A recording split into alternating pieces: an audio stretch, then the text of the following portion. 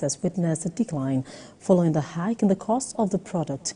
Nigerians have now taken to alternatives for their cooking, which experts say is harmful to the health and environment. Our correspondent Helen Osamide-Akins spoke with some sellers and buyers on the impacts on their day-to-day life. On a daily basis, prices of food, goods and services continue to increase. With this, cooking gas has become unaffordable to a number of Nigerians. The cost of refilling a 12.5 kg of cooking gas has increased to 13,750 naira in the local retail gas station, as against 10,545 naira, which was sold in October 2023. Frank Ekpe is a roadside gas seller in the busy Mpapi area of Abuja. He told TVC News that the demand for the product has dropped over the hike in price. To make a living, he has now embraced an alternative side hustle. Before, sometimes I feel sell 50 kg or more than 50 kg a day. Sir.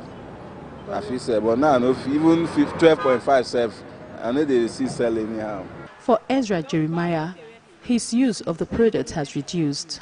They use 12.5 kg to buy gas and cook, and I can cook in the morning and boil water, self and bath and go to work. But now, just 3 kg, I cannot even afford it because the gas is too high. Mary Peter is a food vendor.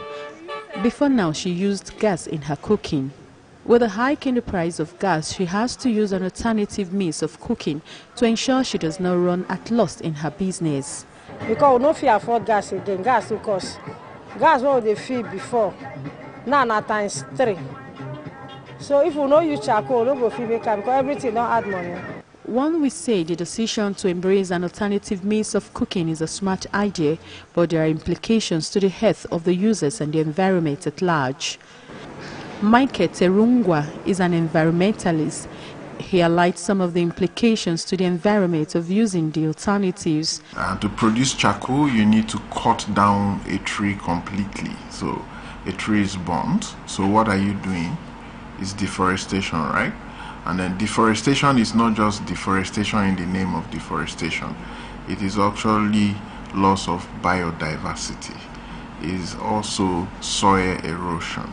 It's also soil degradation. It's also desertification.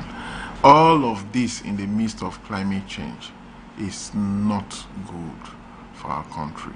On the health implications, Dr. Ajima Onize, a senior registrar in the Family Health Department of the National Hospital, described the alternatives as harmful to human health. So using wood as a source of cooking fuel actually produces a very dirty source of fuel and produces chemicals that are injurious to health.